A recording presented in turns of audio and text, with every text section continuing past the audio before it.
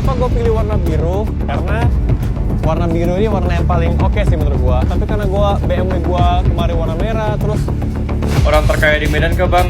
Jelas lah, umur 25 boy. 1 miliar?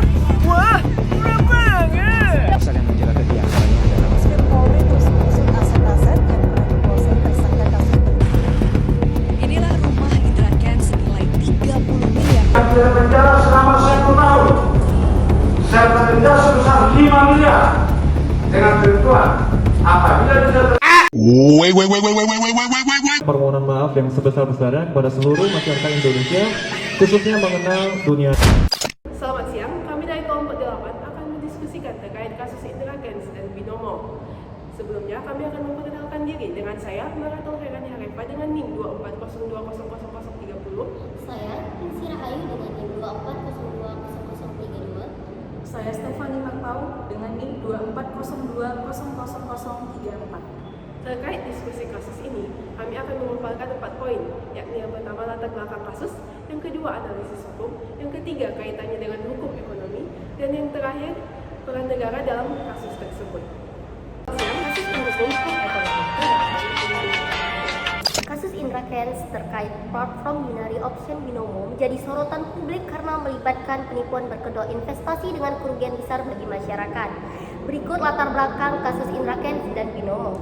Indra Kusuma, dikenal sebagai Indra Kents, adalah seorang selebgram dan influencer yang aktif mempromosikan platform trading binary option bernama Binomo melalui berbagai media sosial. Dalam promosi tersebut, ia menampilkan gaya hidup mewah dan menjanjikan keuntungan besar dalam waktu singkat kepada para pengikutnya. Namun, pada 3 Februari 2022, 8 orang mengaku sebagai korban melaporkan Indra Kents ke Baris Krim Polri. Mereka mengalami kerugian total sebesar 2,4 miliar setelah mengikuti trending di Binomo berdasarkan ajakan dan panduan dari Indra Kents. Penyelidikan lebih lanjut mengungkapkan bahwa Binomo adalah platform ilegal yang tidak terdaftar di Badan Pengawas Perdagangan Berjangka Komoditi atau BAPEPTI. Dan aktivitas trending di dalamnya dikategorikan sebagai perjudian online.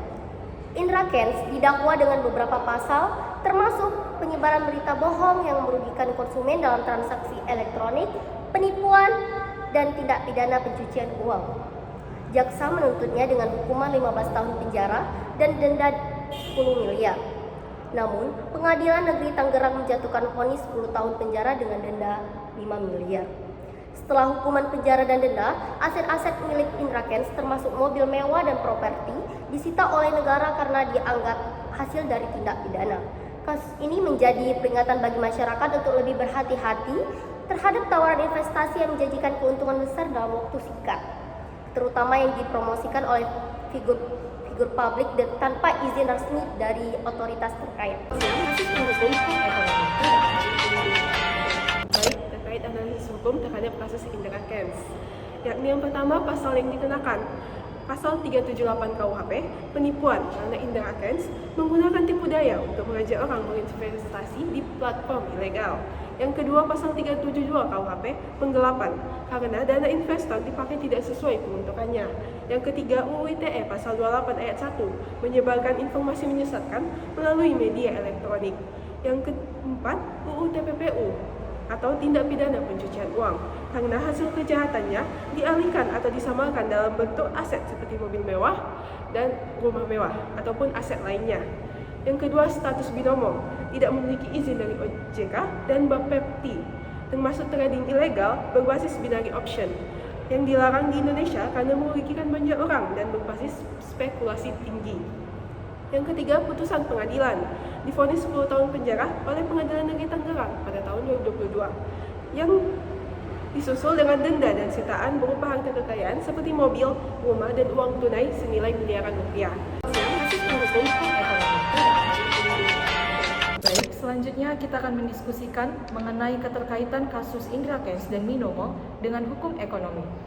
Jadi sebelumnya, hukum ekonomi adalah cabang hukum yang mengatur aktivitas ekonomi masyarakat, baik yang dilakukan oleh individu maupun badan usaha dengan melibatkan peran negara dalam mengatur dan mengawasi.